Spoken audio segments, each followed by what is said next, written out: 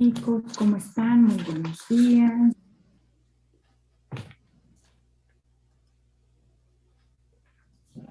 Buenos días. Estoy aquí haciendo una revoltura del programa. En su lugar.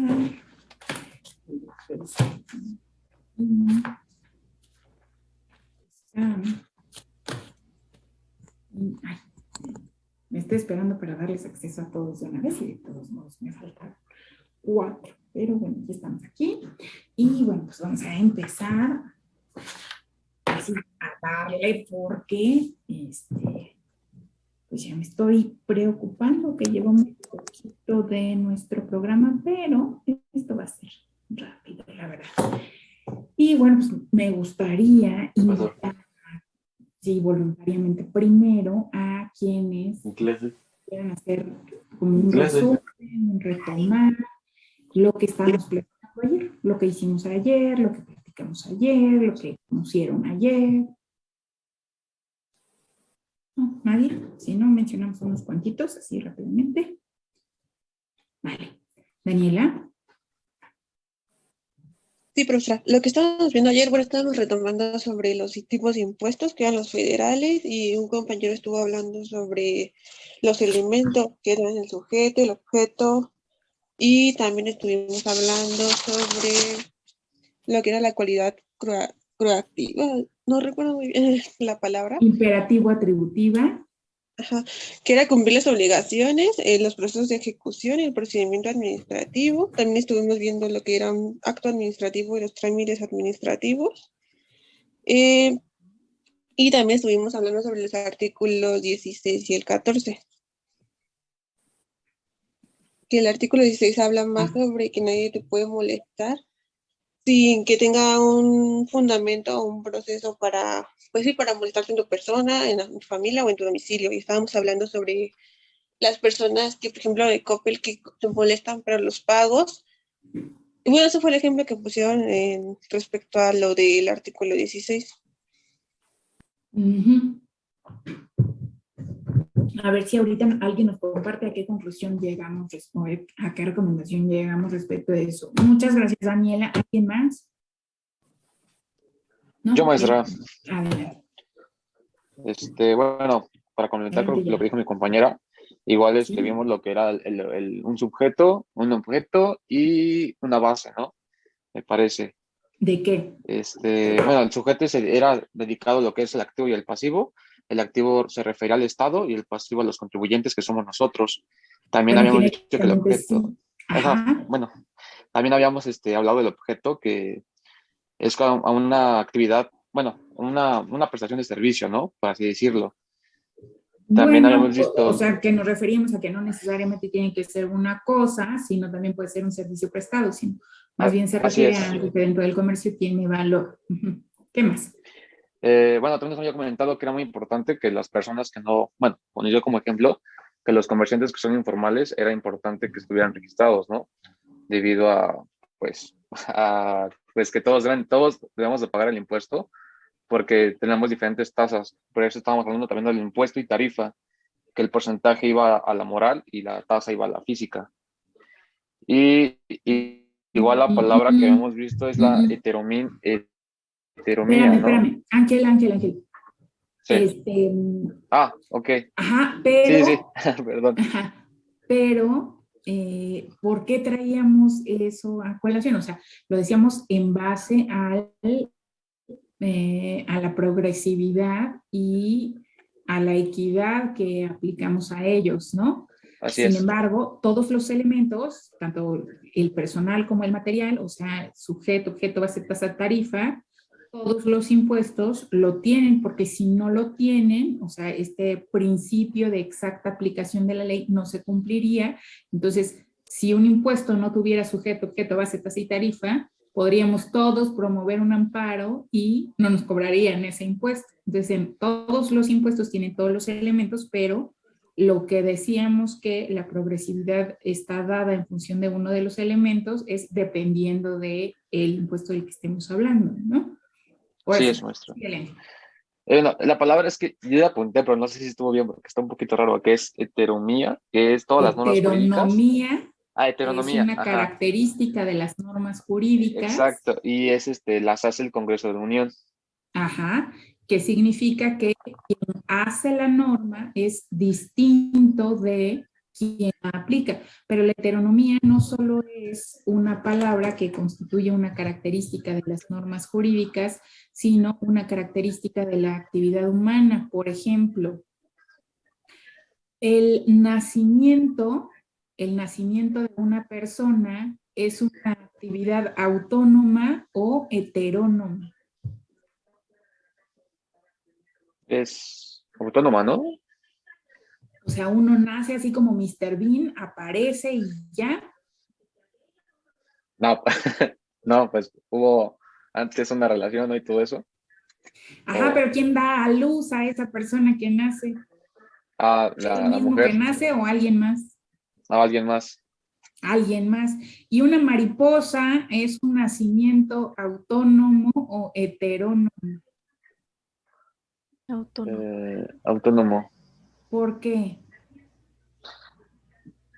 Porque se reproduce por ella misma. Uh-huh. ¿Quieres extender un poco la idea? Ahí no sé quién eres, pero dice Luis. Luis Leopoldo. Ah, sí, me llamo Tamara, es que es de mi hermano. Sí, yo decía que igual lo de la mariposa era, autónoma, porque ella misma es la que hace su capullo y se hace salir y todo eso. Ándale, porque se convierte en una pupa y Ajá. ella solita se da a luz a ella misma, ¿no? Cuando ella se empieza a sentir asfixiada dentro de su capullo, pues se rompe y ya, ¿no? Entonces es una palabra que en realidad aplica para un montón de circunstancias, pero que nosotros la utilizamos como característica de todas las normas jurídicas, pero esta heteronomía, en el caso de específicamente las normas tributarias, decíamos, bueno, al contrario de la generalidad de las normas en otras ramas del derecho, esta aplicación de las normas tributarias es genéricamente autónoma o heterónoma en lo que tiene que ver con la determinación. ¿Quién me ayuda? Ayúdame, Yael. Tú lo traes a colación y luego ya te quedas bien callado. Me puse nervioso, maestra. ¿Qué pienso? Ok. ¿Lo podría volver a repetir, profesora? Ajá. Esta característica de las normas jurídicas, que es la heteronomía, es respecto de su aplicación, generalmente en todas las otras ramas del derecho, por ejemplo, el derecho penal, el derecho administrativo, generalmente también es heteroaplicativo. Es decir, nos la aplica una autoridad. En el derecho tributario, las normas tributarias, claro, son heterónomas porque las hizo el Congreso de la Unión y el Ejecutivo Federal a través de Hacienda y a través del SAT, como por ejemplo la miscelánea fiscal, las circulares, ¿sí? Nos las hicieron y por lo tanto son heterónomas. Pero esta heteronomía, en lo que tiene que ver con los procesos de determinación, o sea, de aplicación de estas normas, en lo que tiene que ver con su aplicación, con la determinación, se da de manera heterónoma, es decir, la autoridad nos la aplica a los contribuyentes, o se da de manera autónoma, es decir, nosotros los contribuyentes nos la aplicamos a nosotros mismos. En lo que tiene que ver con la determinación. ¿Cómo ves, Tamara? ¿O alguien más? ¿Quieres tomar la palabra, Luis Alberto? No. Ajá. Pues yo creo que igual es heterónoma, porque cada acto o cada acción que hagamos, siempre va a haber una autoridad que nos haga, bueno, que nos aplique cierta ley. Piensa en una obligación tributaria, la que tú quieras. Ajá. ¿Cuál? ¿Pagar los impuestos? ¿Cuál impuesto? El IVA. El IVA. ¿Pagar qué? ¿IVA mensual o en una operación? ¿Mensual? ¿IVA mensual? ¿Hay Ajá. IVA que se pague mensualmente o es bimestral? No, es bimestral. Ok. Ajá. El IVA bimestral, ¿no? De un retenedor, seguramente. Sí. ¿Sí? Entonces, estamos hablando de una persona moral en régimen general que retiene IVA y lo entera. Sí. Esa es la obligación de pago.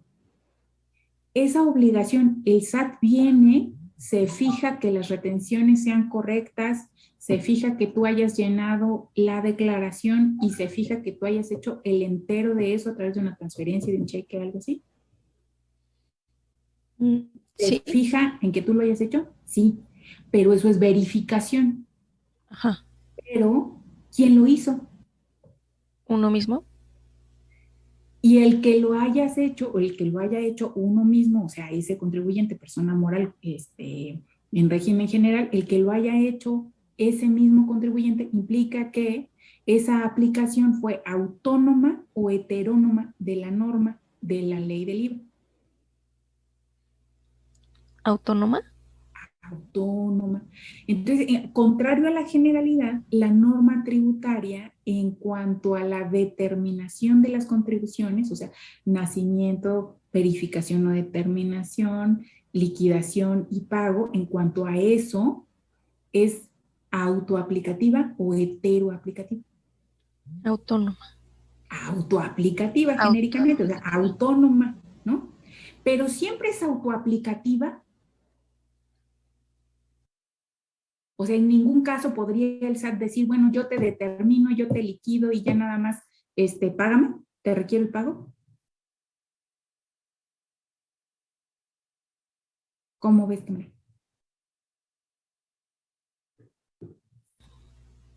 ¿Qué te late? No sé. Ya me confundí.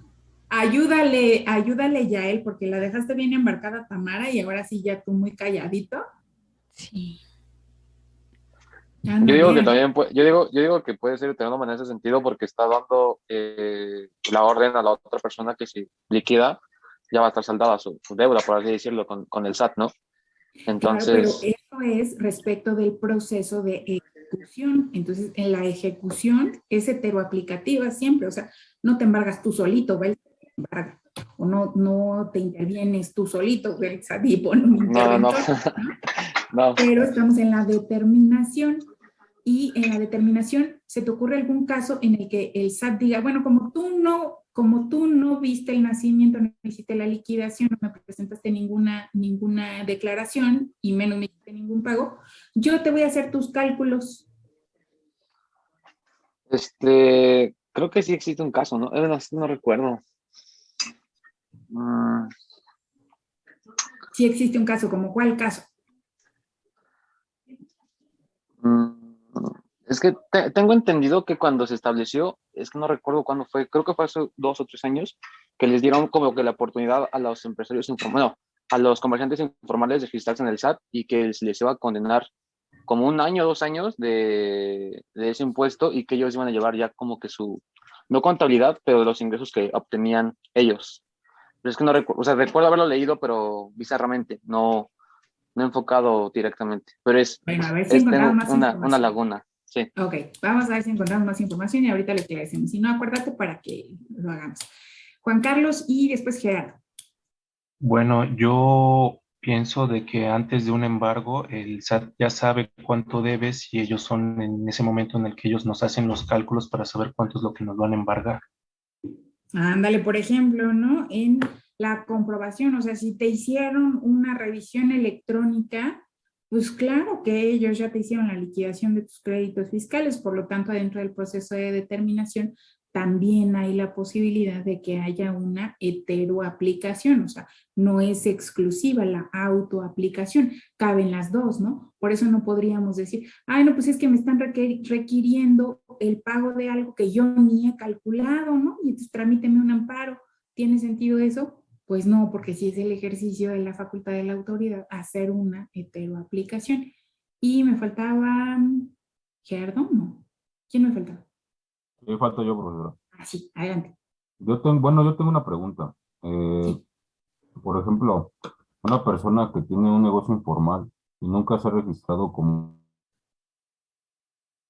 ahora es como una persona fiscal, como persona física, ahora sí que ante Hacienda, pero tiene un negocio informal y más o menos tiene un ingreso anual de, supongamos, 800,000 pesos. Pero, o sea, no está dado de alta ni nada. Ahí cómo se aplicaría, o sea, la Hacienda, o sea, no se registra nada, o sea. Entonces, ahí cómo, cómo aplicaría, profesora.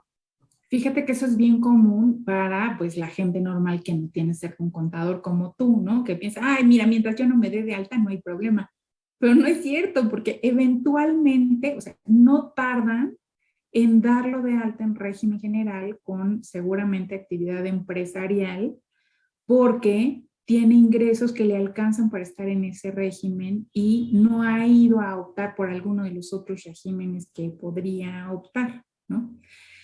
Entonces, aunque no quiera, le van a hacer justo esto de lo que estamos hablando, la heteroaplicación de la norma en la determinación, que incluye desde comenzar a incorporarlo al padrón fiscal, o sea, darle un RFC, aunque él no haya ido a pedirlo, ¿no? Profesora, Pero puedan hacerle todo lo demás, por ejemplo, una revisión electrónica, que seguramente ya le hicieron porque las alarmas de los bancos que están obligados a ponerle a los servidores del SAT para ver los montos de los depósitos de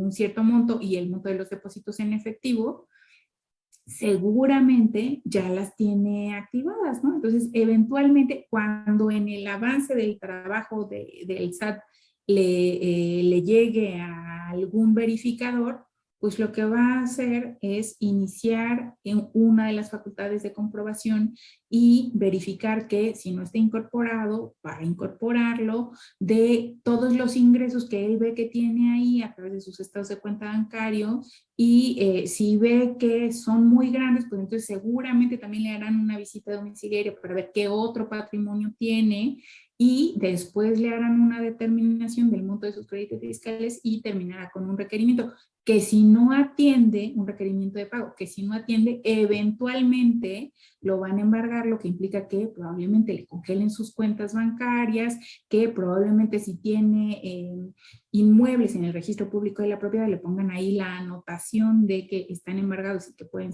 ser rematados, y eventualmente si sigue sin atenderlo, pues se va a comer el dinero que está ahí congelado, y si no alcanza, pues a lo mejor hasta puede meterle a remate su inmueble, ¿no? O sea, no se puede que nadie en algún momento diga, bueno, pues yo voy a dedicarme a ser bodeguero de la central de abastos, pero nunca me voy a dar de alta y me voy a quedar así. A lo mejor puedes decir, voy a ser bodeguero y este año no me voy a inscribir, el próximo año me voy a inscribir, pero no voy a pagar, y hasta el tercer año voy a empezar a regularizar mi situación fiscal.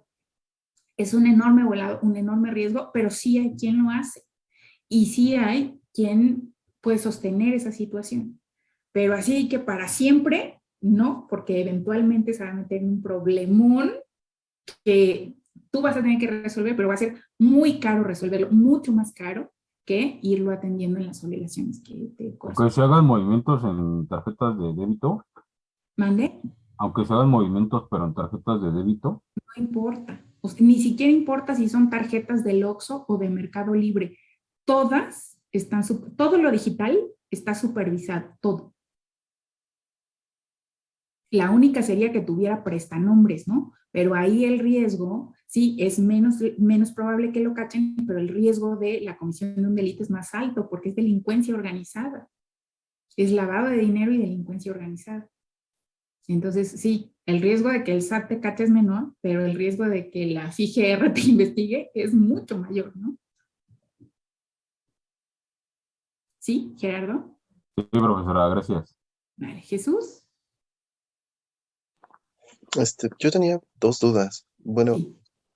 según yo, si el SAT solamente puede comparar CFDIs y los bancos, entonces si manejas todo en efectivo, pues no pasa tanto problema, ¿no? Por ejemplo, si tuvieras varias casas y las rentaras y no quieres tributar, pero cobras todo en efectivo, se supone que no hay manera de que te detecten, a no ser de que algún chismoso de los inquilinos vaya a decir que les rentas, ¿no? Sí, todo en efectivo, en ese caso en particular, tienes razón, o sea, no hay manera de que el SAT te detecte, ¿no? Pero corres el riesgo de que tus inquilinos digan, como no tenemos celebrado un contrato de arrendamiento válido, es decir, como tú no me estás rentando, está corriendo en mi favor la prescripción adquisitiva, ¿no? Entonces, que eventualmente en 5, 10 o 15 años, dependiendo de dónde esté y en qué condiciones haya desarrollado el inmueble, ellos digan, no, no es rentado. Se lo compré y le estuve pagando el precio y ya se lo pagué. Y vas a poder exhibir recibos de renta porque no cumplen con los requisitos fiscales. No, contrato sí. Vas a perder el inmueble. Y otra pregunta, según yo, por ejemplo, ahí es donde yo no entendería esa parte.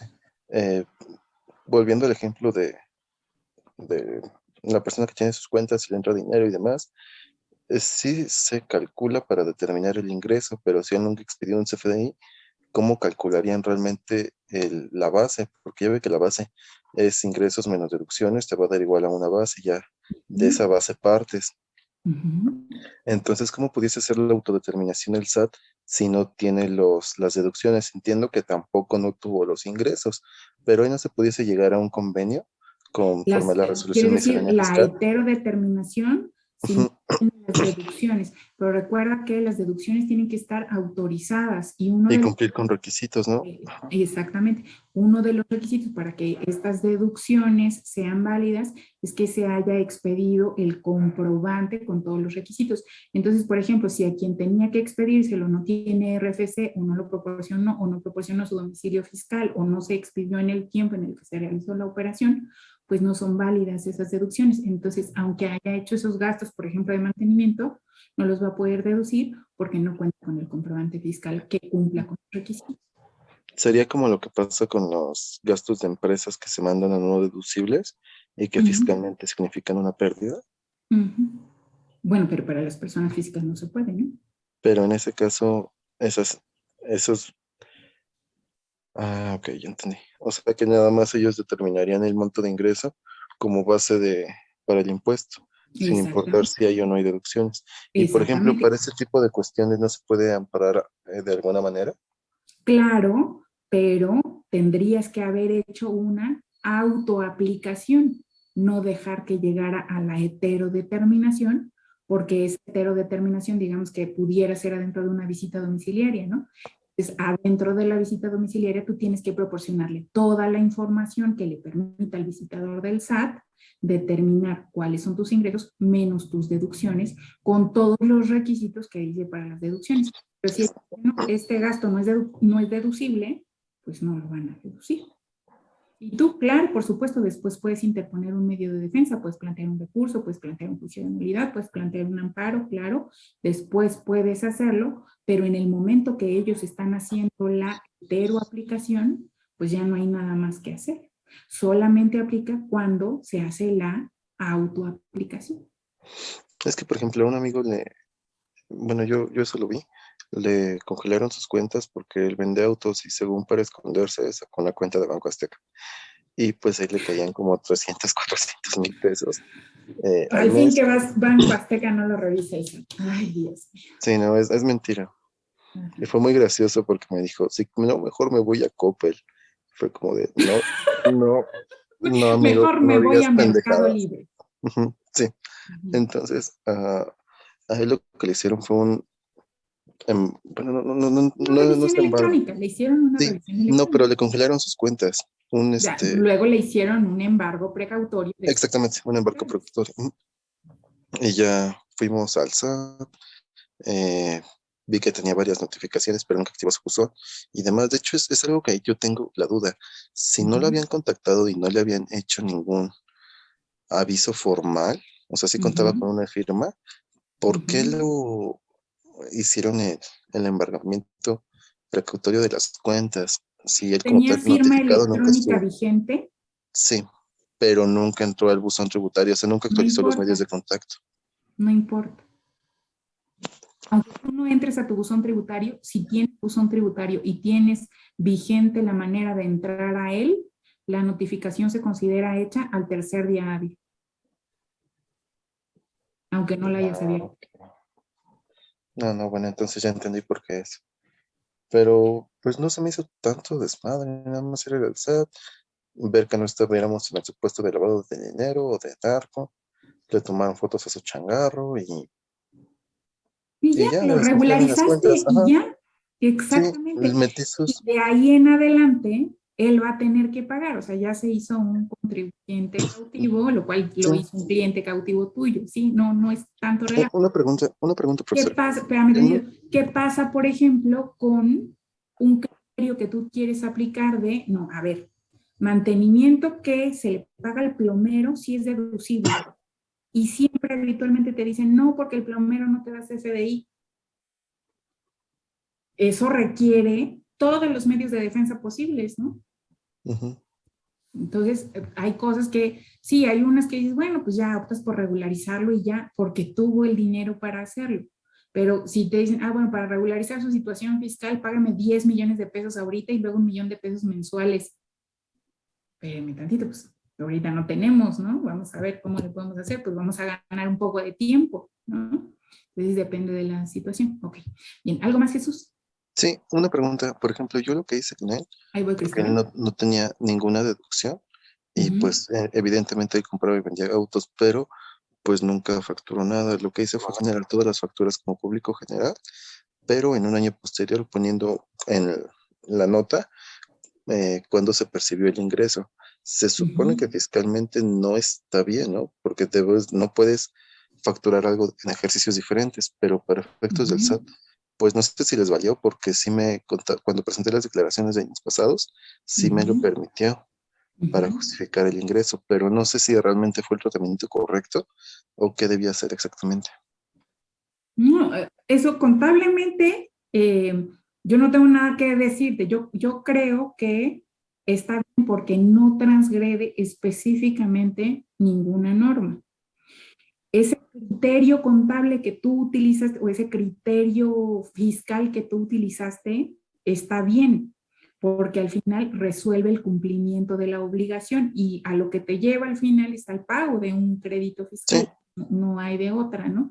Entonces, ese criterio no es del área legal, ese criterio es contable y yo lo veo bien aplicado porque al final no complica las posibilidades de sanciones o tampoco impide las posibilidades de derechos que pueda tener, porque de todos modos esos derechos de posibles devoluciones ya los había perdido, ¿no? sí. Entonces eso está bien, o sea, eso es lo que tú debes hacer, lo que tú debes encontrar, tus criterios para ir regularizando las situaciones fiscales, ¿no? Nada más que tienes que tomar esto para que veas cuando esos criterios contables no son convenientes como este de, pues vamos al Banco Azteca, no son convenientes para el cumplimiento de las obligaciones desde el punto de vista jurídico, porque pues de todos modos vas a terminar con estos procesos de verificación y estos procesos de ejecución, ¿no? Ok, ¿Sí, gracias. Jesús? Bien, Cristóbal. Y ya, por último, porque ya tenemos que empezar con nuestro temario. Sí, profesora, con respecto a lo que decía mi compañero, yo tuve algo parecido con un cliente igual que obtuvo ingresos, creo que con dos o tres patrones, entonces pues ya era asalariado, entonces ya se veía obligado a presentar declaración anual. El solito. Ajá, pero haga de cuenta que él como que desconocía que estaba afiliado él suponía que nada más estaba con un solo patrón y al momento de checar ¿cómo se llama? Su opinión de cumplimiento, ya venían declaraciones anteriores pendientes. Entonces, digamos que yo le comenté que las declaraciones, pues como tal, no era tanto problema hacerlas. Y él, no sé si por curiosidad o por querer ahorrarse el dinero de pagar, se metió a hacerlas él solo.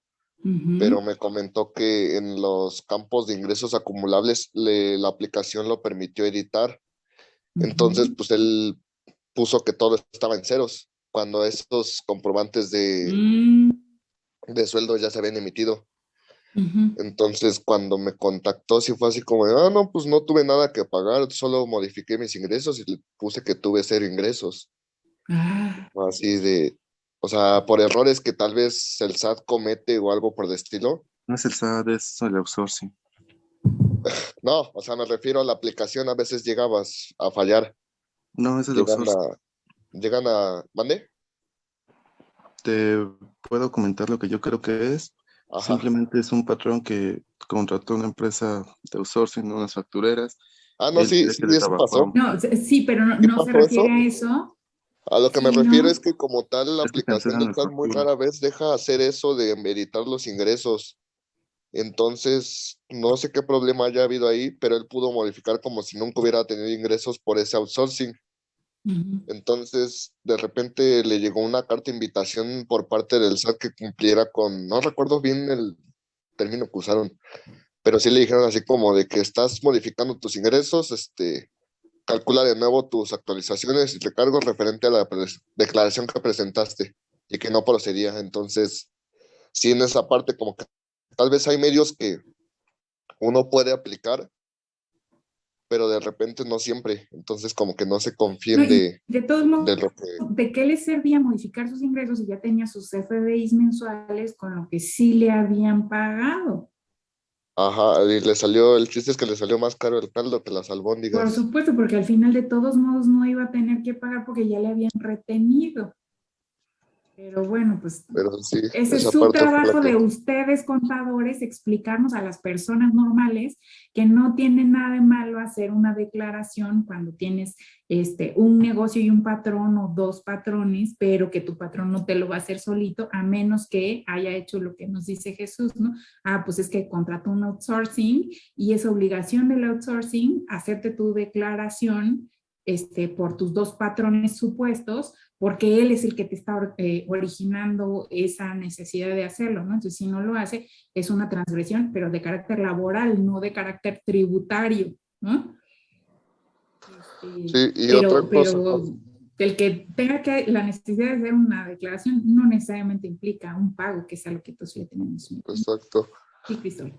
Y lo último era con respecto a lo que comentaba otro compañero con lo de cuando recibes ingresos por arrendamiento, cuando uno, tengo entendido también que el registro público de la propiedad, creo que también emite notificaciones ante Hacienda, tengo entendido algo así, porque me llegó alguna vez un cliente igual que compró una casa y tuvo varios problemas con el SAT, con su antiguo contador.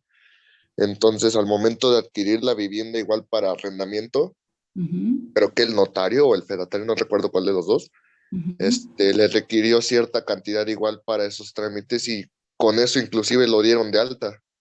Ok. No es el registro público, es el fedatario, es el notario, y no es porque por el destino del inmueble, es por la compra del inmueble, ¿no? Entonces, por ejemplo, si tú no tienes ninguna actividad registrada, no tienes RFC bajo ningún régimen y de pronto te gastaste 4 millones de pesos, pagaste en efectivo, suponte, que no está permitido, ¿no? Pero supongo que le dijiste, ah, pues es que ya le había pagado 1 millón mensual, pero fue en efectivo. Ah, bueno.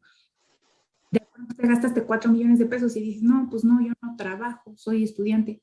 Pues ¿de dónde salió eso, no? Pues me debes el 30% de 4 millones porque es tu renta que recibiste los últimos meses, ¿no? Entonces te doy de alta, te verifico una determinación, te hago un requerimiento y si no, pues te embargo. No tienes que te embargue, pues te embargo tu casa, ¿no? Sí, en esa parte como que ya últimamente casi cualquier actividad requiere hasta inclusive, por más sencillo que parezca, de un RFC y con ello pues estar dado de alta con la autoridad. Pues incluso esto nos lleva incluso a platicar de la reforma fiscal de este año, ¿no? O sea, de un día para otro, la verdad es que nos amanecen con la sorpresa, porque para mí sí fue una sorpresa, o sea, no había cabilderos trabajándola ni nada, en que los mayores de 18 años ahora van a ser incorporados en automático al RFC, ¿no? Y ya luego le pusieron ahí reglas de carácter general, un poco de circulares y misceláneas, en las que ya dije, no, espérame tantito, no vamos a dar de alta a todos los de 18 años para que no tengan ninguna clase de actividad, pero lo vamos a dejar como una opción, ¿no? Pero claro que quedó como parte de nuestra reforma fiscal 22. Bien, gracias. ¿Algo más, Cristóbal? No, profesora, solo en esos dos casos. Ok, bueno, Bueno, pues ya recordamos un montón de lo que estamos platicando y me encanta que ya trajimos a colación pues estas cosas prácticas que pues les han ido ocurriendo y que se relacionan con esto de lo que tenemos que hablar, que pues, es el principio de legalidad a partir de el análisis de este 16 constitucional, ¿no? Entonces ayer hacíamos nuestro organizador gráfico con estas ideas principales del principio de legalidad y los medios de defensa y caíamos en cuenta que a lo mejor como ideas secundarias de este principio de legalidad y de estos medios de defensa, pues podemos encontrar las resoluciones, podemos encontrar la propia Constitución, específicamente en el 16, y a lo mejor hay más artículos, podemos encontrar la presunción de legalidad, podemos encontrar los trámites administrativos, podemos encontrar las facultades administrativas, y a partir de ellas, pues hablar de estas ideas o componentes o clasificaciones que pueden ser los requisitos de las resoluciones o de los actos de autoridad y específicamente centrándonos en lo que dice nuestro programa, en las devoluciones, en los pagos, en las diferencias, en las parcialidades, como componentes de este principio, de esta presunción de legalidad, el fundar y motivar, que son conceptos que tenemos que tener muy claros y diferenciados, como posibilidades de estos trámites administrativos, lo que pueden hacer las personas como aclaraciones, reconsideraciones, solicitudes de condonación, como facultades, estos dos tipos principales de facultades, facultades discrecionales y facultades reguladas, y bueno, creo que nada más, ¿no? Y entonces a partir de eso, bueno, nosotros vamos a hacer el ejercicio con este 16 constitucional, ¿no? Porque pues es lo primero que yo les pedí que fueran a analizar, aunque en realidad tendríamos que hacerlo con el principio de legalidad, pero seguramente eso lo estaremos haciendo el día de mañana. Entonces ayer ustedes traían algunas palabras a colación de este artículo 16 constitucional, como por ejemplo, denuncia o querella, orden de aprehensión, mandamiento de autoridad judicial y mandamiento de autoridad competente. Luego por ahí veíamos visita domiciliaria. Luego también traían algunas palabras clave como, creo que nada más, creo que hasta ahí nos quedamos. Y nos falta comentar algunos otros contenidos de este 16 constitucional, o a lo mejor tú eres como de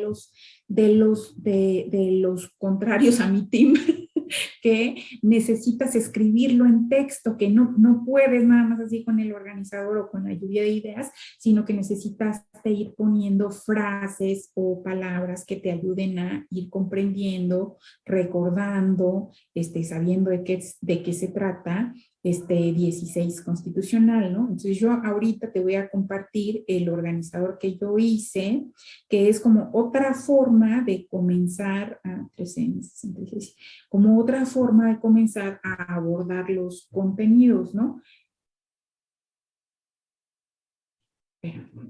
Si tú ves, ahí están las mismas ideas centrales, el principio de legalidad, los medios de defensa y el 16 constitucional, ¿no? Entonces, a partir de estas dos ideas centrales en las que yo me tengo que enfocar del 16 constitucional, pues luego yo ya fui a estas palabras claras que veo ahí, que es fundado y motivado, mandamiento de autoridad, molestado, y ahí las categorías de molestado,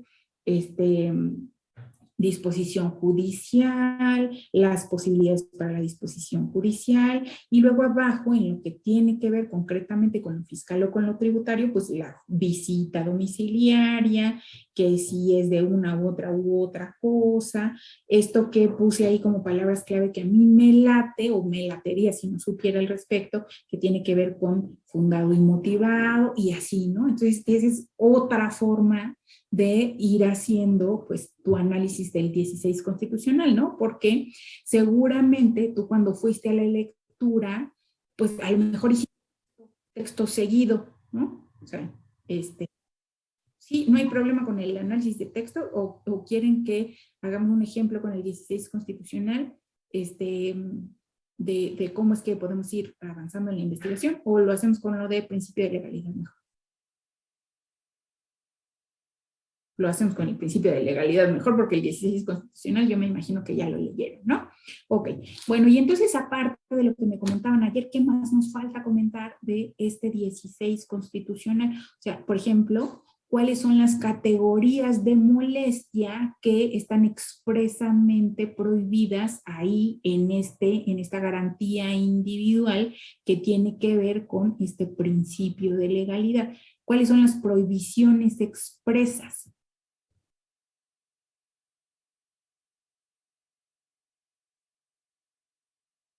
¿Qué dice ahí el 16 constitucional respecto de que nadie puede ser? Lo de ser molestado en su persona, familia y domicilio. Ándale, eso. Nadie puede ser molestado. ¿Pero molestado en qué sentido?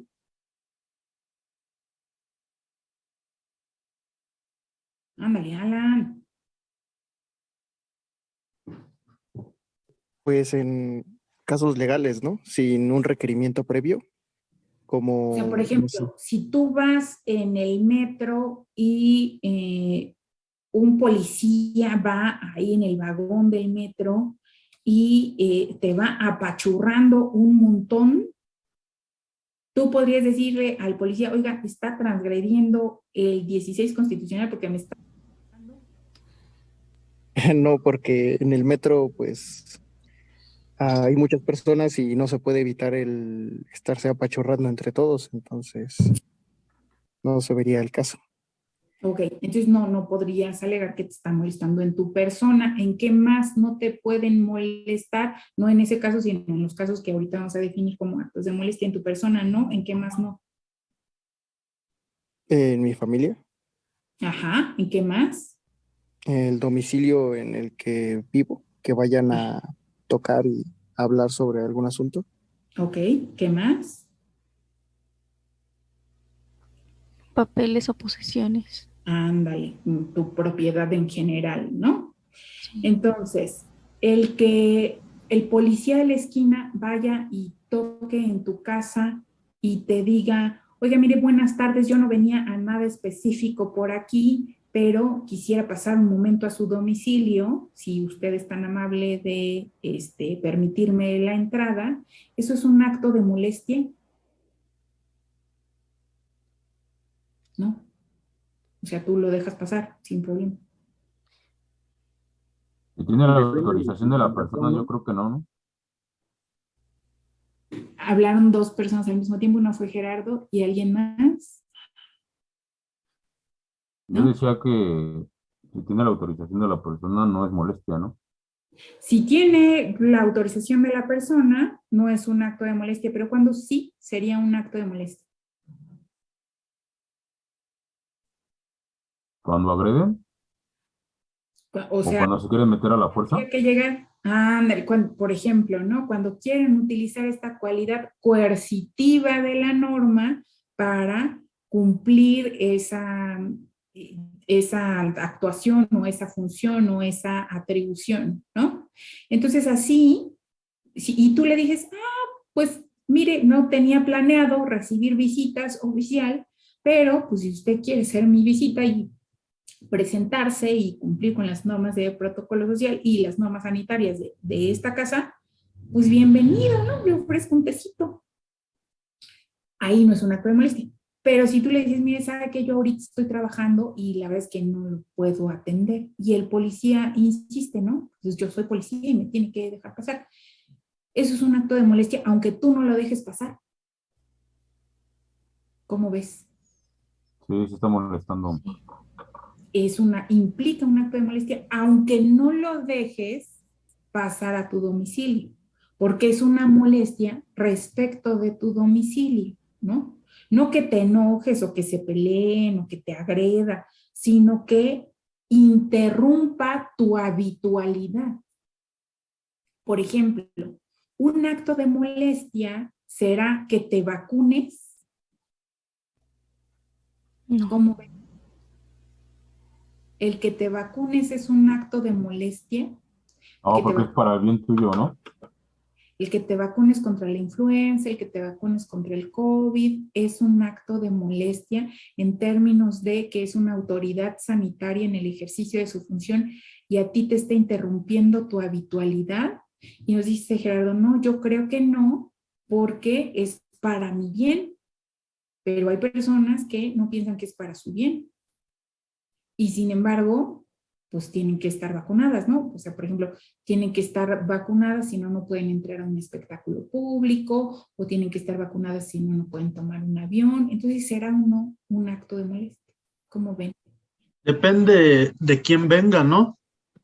Porque si hablamos de la vacunación contra COVID, siempre dijeron que nunca iba a ser obligatorio. O sea, si tú lo querías hacer, bien, si no, pues ya no era problema de las autoridades. Pero ahora, la iniciativa privada, pues sí está estableciendo determinados requerimientos para poder accesar, ya sea a parques, restaurantes, cines, antros. Entonces, por eso digo, depende de quién lo señale. Porque si las autoridades obligaran, pues se podría decir que están transgrediendo la libertad de decidir. Ok, entonces sí implica un acto de molestia siempre y cuando provenga de la autoridad, ¿no? Aunque también se podía priorizar la salud y el bienestar de todos, que en este caso es vacunarse para que la pandemia pues termine, pero les digo, Por ejemplo, importa mucho de dónde venga. Claro. Jesús. Yo iba a decir que pues como tal la vacuna no es obligatoria, es un derecho, tú lo puedes tomar o no. Y si es necesario para entrar a ciertos lugares, es un requisito del lugar, que son cosas diferentes.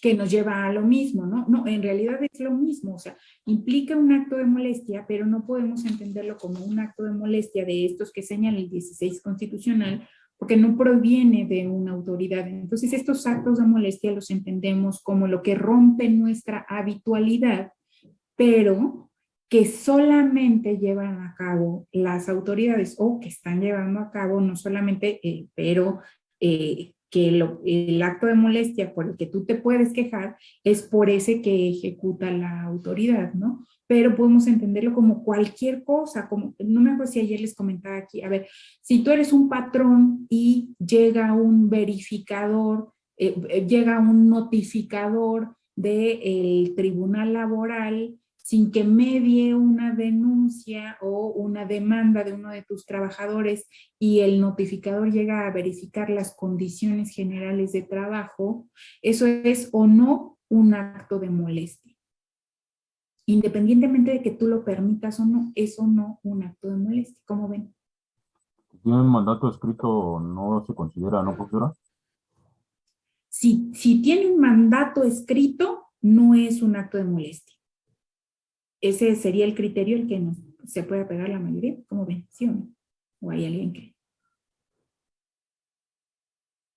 Ok, entonces, si no hay queja, si no hay denuncia, si no hay juicio y una autoridad de un juzgado viene a revisar algo tuyo, eso no es un acto de molestia, aunque esté fundado y motivado. ¿Cómo ves? Sí, es un acto de molestia, ¿no? Sí sería un acto de molestia, porque la autoridad judicial solamente puede dirimir controversias, no puede verificar el cumplimiento de obligaciones. Para que no fuera un acto de molestia, ¿quién tendría que hacer esa verificación? ¿El tribunal laboral o quién?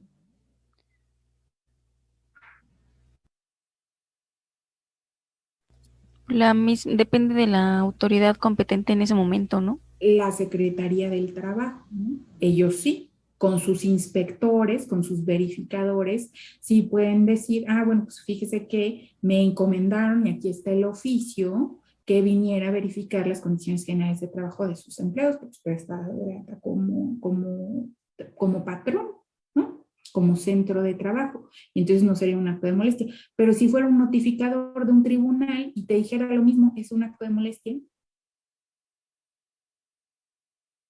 ¿Cómo ves? Sí, porque no le compete, ¿no, profesora? No porque no le compete, porque no hay un juicio de por medio que diga, pues mire, estamos resolviendo este juicio, por eso vengo a ver, ¿no? Entonces, en ese sentido, es que se mencionan ahí los que sí podemos entender como actos de molestia respecto de la familia, del domicilio, de la persona misma y de su propiedad, incluyendo sus papeles y sus cosas, ¿no? Bueno, nos faltaba platicar de eso ayer, y ayer mencionábamos dos palabras súper fundamentales, que es fundado y motivado. ¿Qué significa cada una de ellas? ¿Qué es fundado? ¿Qué es motivado? ¿Cuál es la diferencia? ¿Por qué se interrelacionan? ¿Dónde va la fundamentación y la motivación? Sebastián, perdóname que no te había dado la palabra desde hace rato. ¿Podría repetir la pregunta, por favor? ¿Qué es fundamentación y qué es motivación?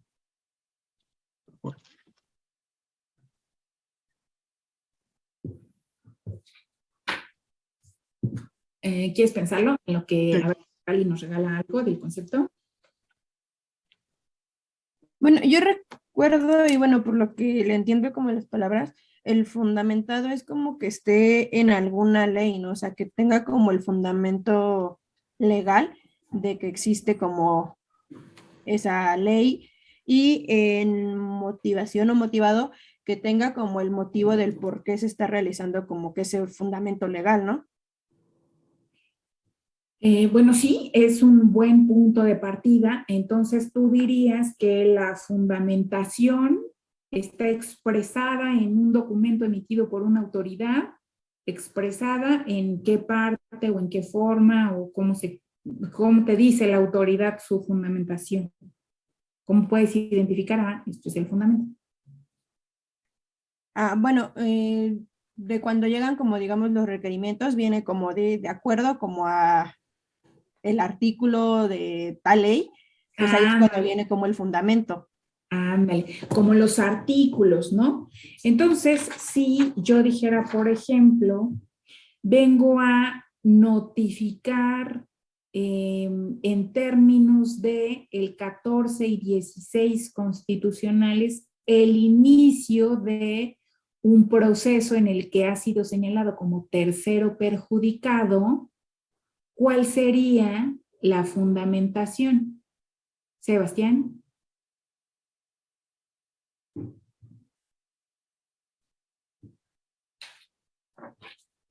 Vengo a notificar el inicio de un proceso en el que ha sido señalado como tercero perjudicado en términos del 14 y 16 constitucionales. ¿Cuál sería la fundamentación?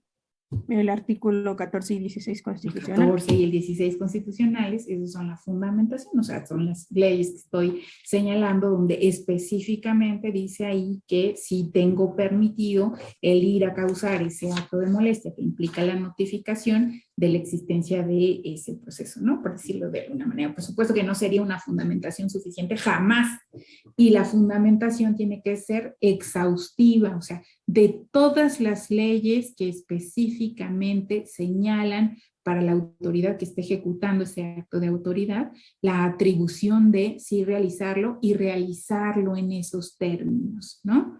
Pues la fundamentación es la cita expresa de la norma que permite a la autoridad realizar ese específico acto de autoridad en los términos en los que lo está realizando. Esa es la fundamentación, la cita expresa de la norma.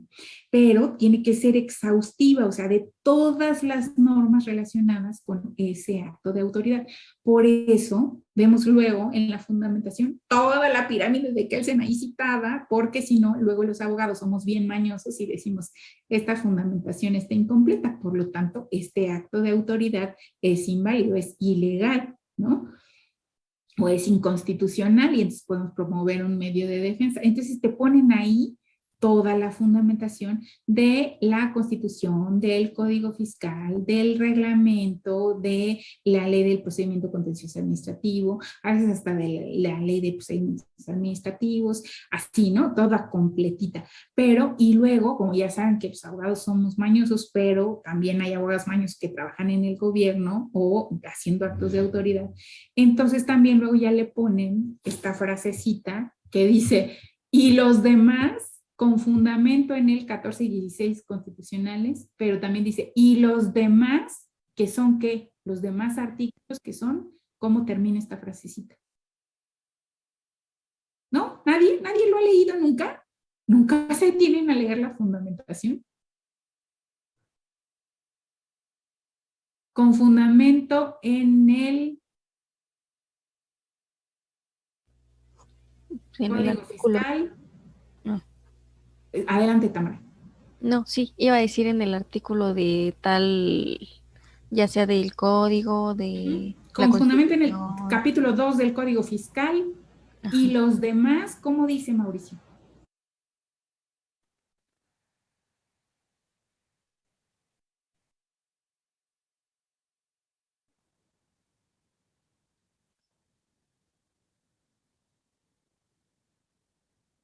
Uh-huh. Bueno, sí, eso es específicamente señalar la norma aplicable para que se pueda hacer ese acto de autoridad y en los términos en los que se está haciendo. Pero luego, por si se les olvida, porque si está incompleta la fundamentación, el acto de autoridad es inválido, por si se les olvida, luego dice, y los demás relativos, o sea, los demás artículos relativos, que no puse aquí el numerito, pero que son relativos a este acto de autoridad, y también dice los concordantes, ¿no? O sea, los que se parecen a estas atribuciones o que no están directamente relacionadas con este acto de autoridad, pero sí con mis funciones como autoridad. Entonces te pongo ahí el fundamento en el numeral, en la fracción, hasta en el párrafo, pero también te señalo que este no es el único fundamento que cito, sino que te pido que si lo tuvieras como aquí citado, los demás artículos que son relativos y concordantes, ¿no? También llegan a poner eso. ¿Esa fundamentación tú crees que sea válida si tú te diste cuenta de que hace falta una fundamentación? Por ejemplo, hablando de facultades de comprobación, ¿en qué artículo están las facultades de comprobación en el Código Fiscal? Ya se nos acabó el tiempo, olvídenlo, mañana lo vemos. Mañana hablamos un poco de la fundamentación según cómo la podemos encontrar ahí en los actos de autoridad que a nosotros nos importan, ¿no? A ver si se acuerdan cuál es el artículo donde están las facultades de comprobación. Magali, ¿quieres decirme algo? Sí, profesora, yo tengo una duda respecto a los trabajos en equipo. Había mencionado que la fecha de entrega del primer trabajo es el 16 de febrero. Que sería para la próxima semana. Pero en sí, bueno, nos dio como nada más el tema que sería lo del principio de legalidad. ¿Va a dar como alguna especificación de cómo quiere que vaya el trabajo? Sí, voy a abrir ya el buzón, ya la tengo hecha, pero de todos modos no se preocupen. Si ustedes consideran que es poquito tiempo para cuando pusimos la fecha, mañana platicamos y podemos recorrer la fecha, pero ya que esté abierto el buzón, ¿no? Creo que planeaba abrirlo mañana después de clase, pero si quieren lo abro hoy, nada más déjenme asegurarme de que sí ya están arriba todos los materiales del buzón, y ya mañana vemos respecto de la fecha. O si quieren, primero ustedes entre su equipo y la próxima semana vemos lo de la fecha, si la dejamos o la cambiamos. Sí, pero no se preocupen. Habrá suficiente tiempo para que lo realicen. Profesora. Sí. Yo quería saber si podría los que ya se tienen que ir, adiós. Ahora sí. Hasta mañana, pudiera,